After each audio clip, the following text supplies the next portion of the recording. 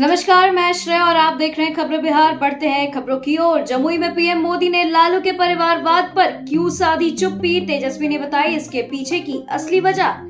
जमुई में प्रधानमंत्री नरेंद्र मोदी की चुनावी आगाज करने के बाद शनिवार को आरजेडी उम्मीदवार अर्चना रविदास के समर्थन में आयोजित जनसभा में जाने से पहले तेजस्वी ने प्रधानमंत्री नरेंद्र मोदी पर बड़ा हमला बोला है। आपको बता दें कि तेजस्वी ने बताया कि आखिर प्रधानमंत्री नरेंद्र मोदी ने जमुई की रैली में परिवारवाद पर क्यों नहीं कुछ बोला। पूरे बिहार में उनकी पार्टी के खुद के जो प्रत्याशी हैं किसी न किसी घराने से हैं, इसलिए प्रधानमंत्री नरेंद्र मोदी ने परिवारवाद पे कुछ भी नहीं बोला है।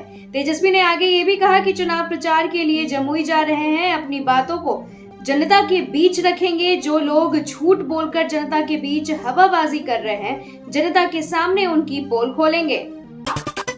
लालू यादव की बेटी के खिलाफ बीजेपी की शिकायत, आरोप आचार संहिता का उल्लंघन। लालू यादव की बेटी और छपरा संसदीय सीट से आरजेडी उम्मीदवार रोहिणी आचार्य के खिलाफ बीजेपी ने चुनाव आयोग से शिकायत की है। आपको बता दें कि बीजेपी ने आरोप लगाया है कि रोहिणी आदर्श आचार संहिता का खुलेआम उल्लंघन कर रही है। बीजेपी ने चुनाव आयोग से रोहिणी के खिलाफ कार्रवाई करने की मांग कर दी है। रोहिणी के रोड शो पर भड़के सम्राट, बोले गुंडाराज और कानून तोड़ना लालू परिवार की पहचान।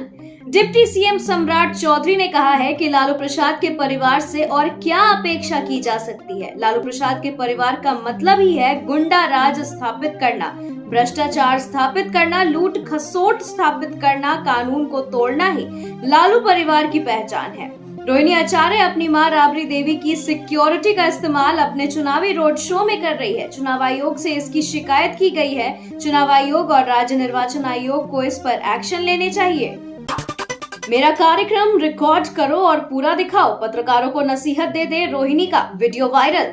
राजद सुप्रीमो लालू प्रसाद यादव की बेटी और सारण से राजद प्रत्याशी रोहिणी आचार्य का एक वीडियो सोशल मीडिया पर इस वक्त तेजी से वायरल हो रहा है, जिसमें वो मीडिया को समझाती कुछ दिख रही हैं। मीडिया से वो कह रही हैं कि मेरे कार्यक्रम को रिकॉर्ड करो और दिखाओ, जब पूरा मेरा कवर कर लोगे तब आकर हमसे मिलना, पूरा दिखाना, आधा आधा दिखाते हो, खाली मेरा पूरा वीडियो कवर करो। इतना भीड़, इतनी जनता का प्यार मिल रहा है, युवा का सपोर्ट मिल रहा है, युवा लोग एकदम ठान लिए हैं कि इस बार अपना सरकार होगा।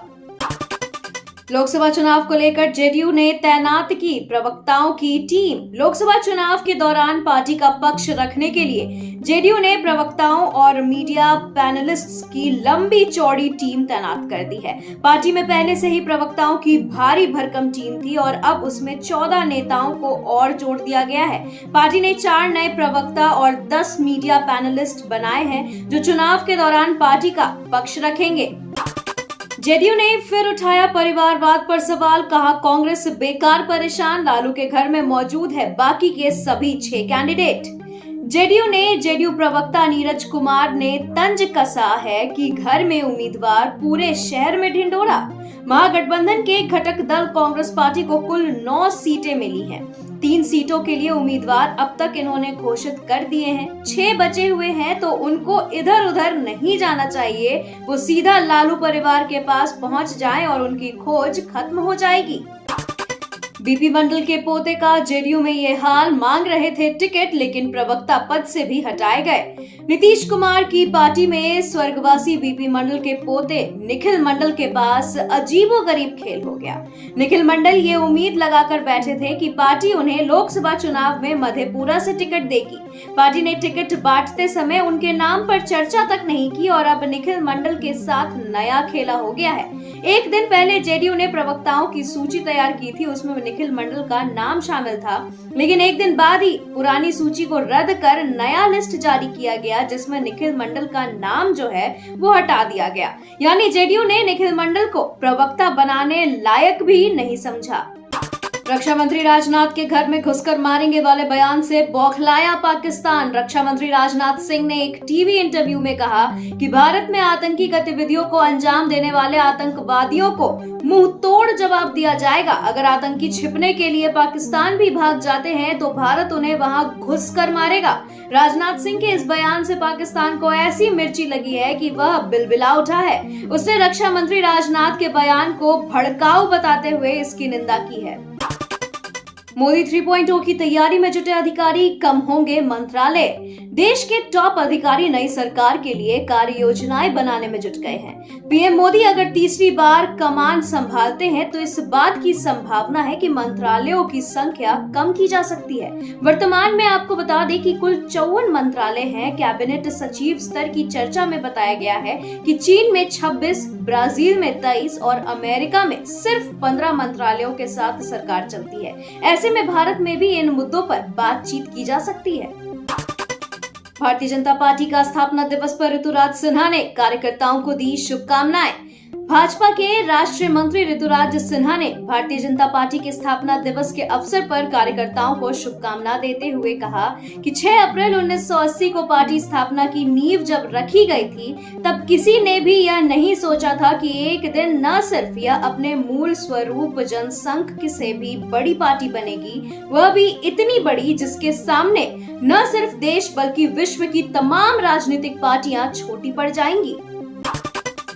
बीजेपी सरकार में नहीं सुनी जाती किसी की भी बात, बोले मुकेश सहनी। महागठबंधन में अब मुकेश सहनी की विकासशील इंसान पार्टी की एंट्री हो चुकी है। सहनी की पार्टी वीआईपी को आरजेडी ने अपने कोटे से 3 सीटें देने का ऐलान किया है। इसके बाद अब सहनी चुनावी जनसभा में भी शिरकत करने जा रहे हैं और महागठबंधन के कैंडिडेट के लिए वोट अपील में सुर से सुर मिलाते नजर आएंगे। मुकेश सहनी ने भाजपा को आड़े हाथ लिया है। आपको बता दें कि सहनी ने कहा है कि पीएम मोदी सरकार में किसी की बात नहीं सुनी जाती है। बीजेपी ने सीने में खंजर भोंकने का काम किया है। सहनी के इस बयान पर विजय सिन्हा का पलटवार। सहनी के इस बयान पर बीजेपी ने पलटवार किया है और कहा है कि मुकेश सहनी गुंडाराज और नरसंहार कराने वालों से गलबहिया कर रहे हैं। जनता उनसे सवाल करेगी। डिप्टी सीएम विजय कुमार सिन्हा ने कहा है कि अवसरवादी राजनीति के अंत का समय आ चुका है। जिन लोगों ने राजनीति को अपनी कमाई का आधार बनाया है और मलाई खाने के लिए राजनीति को चुना है, ऐसे लोगों को बिहार की जनता समय पर जवाब देगी। बीजेपी किसी के पीठ और सीने में खंजर नहीं भोंकती है, बल्कि सभी को गले लगाने का काम करती है और सबको साथ लेकर सबका विकास करती है। तेजस्वी को मिला वीआईपी का साथ, बोले जेडीयू सांसद। मुकेश सहनी के आने जाने से नहीं पड़ता कोई फर्क। जेडीयू के राज्यसभा सांसद संजय झा से जब यह सवाल किया गया कि मुकेश सहनी वापस तेजस्वी के साथ हो गए हैं तो एनडीए के वोट में फर्क आएगा, जिसके बाद इस सवाल का जवाब देते हुए उन्होंने कहा कि सहनी जी के आने और जाने से कोई फर्क नहीं पड़ता है। हमने सभी सीटों पर अपने कैंडिडेट के नाम का ऐलान कर दिया है कि अंदर के जो माहौल है उससे साफ है कि देश की जनता यही जानती है किसको पीएम बनाना है और किसे अपना वोट देना है। दलित सेना एवं राष्ट्रीय लोक जनशक्ति पार्टी के नेताओं की पटना में बैठक हुई।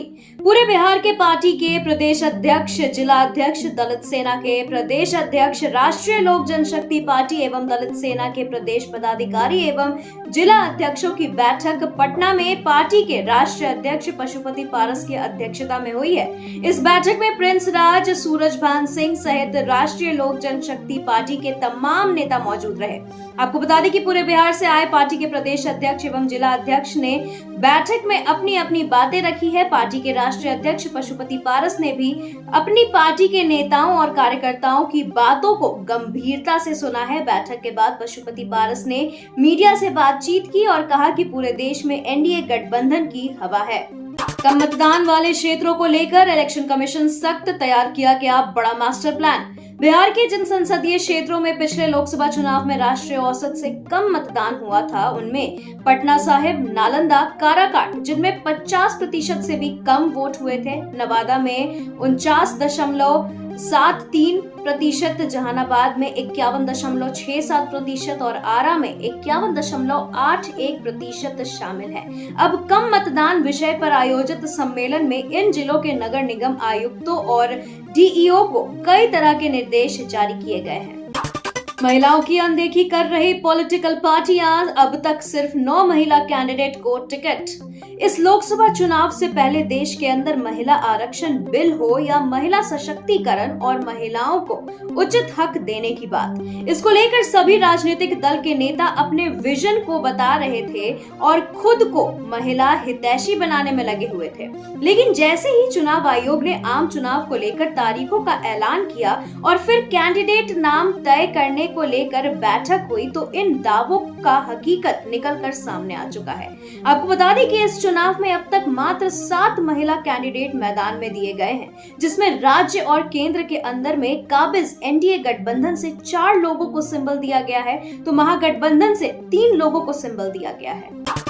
जेल से आने के बाद संजय सिंह ने सुनाई इनसाइड स्टोरी। आपके सांसद संजय सिंह बुधवार को लगभग 6 महीने बाद दिल्ली की तिहाड़ जेल से बाहर आए हैं। जेल से निकलते ही वह दिल्ली सीएम और आप संयोजक अरविंद केजरीवाल की पत्नी सुनीता केजरीवाल से मिलने पहुंचे। न्यूज एजेंसी से बातचीत में संजय सिंह ने बताया कि जेल में उनके 6 महीने कैसे गुजरे।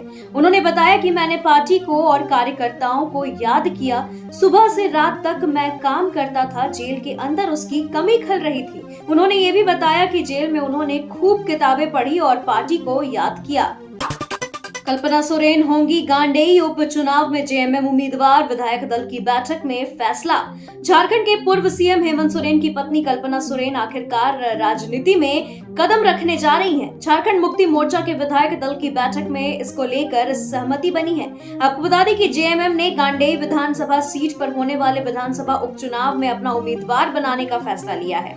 इस अहम फैसले से पहले गुरुवार को मुख्यमंत्री चंपई सोरेन और हेमंत सोरेन के भाई बसंत सोरेन ने होटवार जेल पहुंचकर उनसे मुलाकात की थी, जिसमें हेमंत सोरेन की सहमति मिलने के बाद शुक्रवार को हुई विधायक दल की बैठक में इस फैसले पर मुहर लग गई। बंगाल में फिर एनआईए की टीम पर जानलेवा हमला, ब्लास्ट मामले में जांच करने पहुंची थी टीम। पश्चिम बंगाल में पहले प्रवर्तन निदेशालय की टीम पर हमला हुआ था और जब जांच करने पहुंची राष्ट्रीय जांच एजेंसी के अधिकारियों की टीम, तो उन पर भी हमले की खबर सामने आ रही है। यह टीम भूपति नगर में हुए ब्लास्ट के संबंध में जांच करने पहुंची थी, जिसमें मीडिया रिपोर्ट के मुताबिक प्रदर्शन कर रहे लोगों ने कथित तौर पर एनआईए टीम को आरोपी व्यक्ति को अपने साथ ले जाने से रोकने की कोशिश की थी। इसी दौरान एनआईए पर प्रदर्शन कर रहे लोगों ने हमला कर दिया। कोबरा कांड में पुलिस ने दाखिल की चार्जशीट, एल्विश यादव समेत 8 लोगों के नाम शामिल। सांपों की जहर की तस्करी और रेव पार्टी मामले में अब नोएडा पुलिस ने 1200 पन्नों की चार्जशीट दाखिल की है। इस चार्जशीट को यूट्यूबर एल्विश यादव समेत 8 लोगों के खिलाफ दाखिल किया गया है। आरोप पत्र में नोएडा पुलिस ने कहा है कि एल्विश का जेल भेजे गए सभी सपेरा से संपर्क था। कोबरा कांड में फंसकर जेल जाने और फिर वहां से वापस आने के बाद भी यूट्यूबर एल्विश यादव की मुश्किलों का अंत नहीं हुआ है। सांपों की जहर की तस्करी और रेव पार्टी मामले में अब नोएडा पुलिस ने 1200 पन्ने की चार्जशीट दाखिल की है। आपको बता दें कि इस चार्जशीट को यूट्यूबर एल्विश यादव समेत 8 लोगों के खिलाफ दाखिल किया गया है।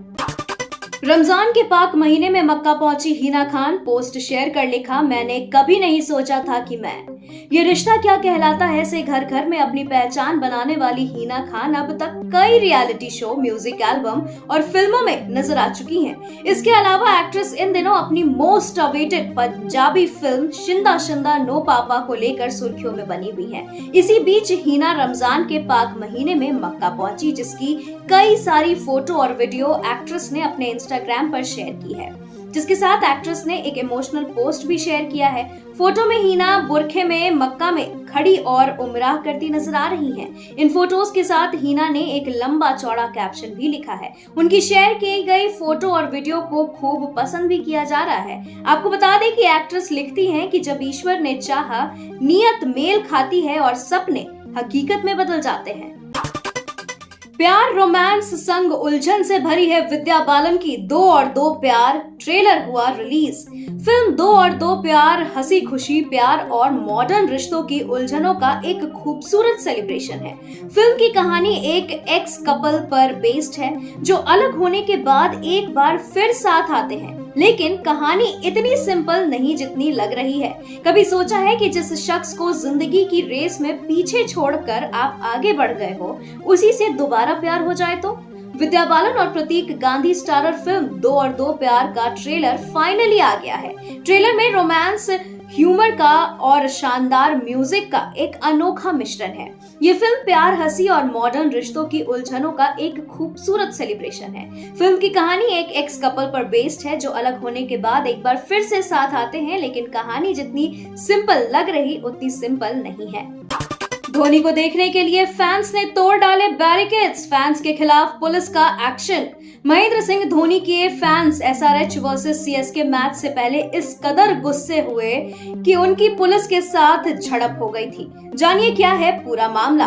महेंद्र सिंह धोनी ने सीएसके की कप्तानी तो छोड़ दी है, लेकिन फैंस के अंदर उनके नाम का क्रेज कम नहीं हुआ है। बीते शुक्रवार उप्पल स्टेडियम में चेन्नई सुपर किंग्स का मैच सनराइजर्स हैदराबाद से हुआ, जिसमें एसआरएच ने आखिरी ओवरों में वापसी करते हुए 6 विकेट से बड़ी जीत दर्ज की थी। मगर इस मैच के शुरू होने से पहले धोनी के प्रति फैंस की दीवानगी सिर चढ़कर बोल रही थी। बताया जा रहा है कि मैच देखने मैदान में घुसने के लिए धोनी के प्रशंसकों ने बैरिकेड तोड़ डाले थे। हालांकि कुछ देर बाद पुलिस ने स्थिति पर नियंत्रण पा लिया था। इस घटना का वीडियो जो है अब सोशल मीडिया पर खूब वायरल हो रहा है। सानिया मिर्जा ने कहा कि हार का शारीरिक के साथ मानसिक स्वास्थ्य पर भी पड़ता है असर। भारत की स्टार टेनिस खिलाड़ी सानिया मिर्जा ने शुक्रवार को कहा कि टूर्नामेंट में हार खिलाड़ियों के शारीरिक के साथ मानसिक स्वास्थ्य पर भी असर डालती है। उन्हें किसी टूर्नामेंट में हार का सामना करना पड़ा तो उन्हें अपने परिवार और टीम से समर्थन भी मिला। उन्होंने अपने खेल के दिनों को याद करते हुए कहा कि यह मेरे लिए बहुत मुश्किल था, क्योंकि उस दौर में हम आमतौर पर मानसिक स्वास्थ्य के बारे में ज्यादा बात नहीं करते थे और हमने हाल ही में इस पर चर्चा शुरू की है। मौसम विभाग ने दी गुड न्यूज, इस साल खूब होगी मॉनसून वाली बारिश। अप्रैल महीने में देश के कई हिस्सों में लू की स्थिति बन चुकी है। तपती गर्मी से लोगों का बुरा हाल हो चुका है। हालांकि भारत मौसम विज्ञान विभाग यानी IMD ने राहत की खबर दी है। आपको बता दें कि मौसम वैज्ञानिकों के मुताबिक पिछले साल की तुलना में इस साल अधिक बारिश हो सकती है। ऐसा इसलिए कि अल नीनो के प्रभाव का स्तर कम हो रहा है और इससे मॉनसून के लिए बेहतर माहौल का संकेत दिख रहा है। तो खबरों के सिलसिलों में फिलहाल इतना ही। बने रहे खबरें बिहार के साथ। नमस्कार।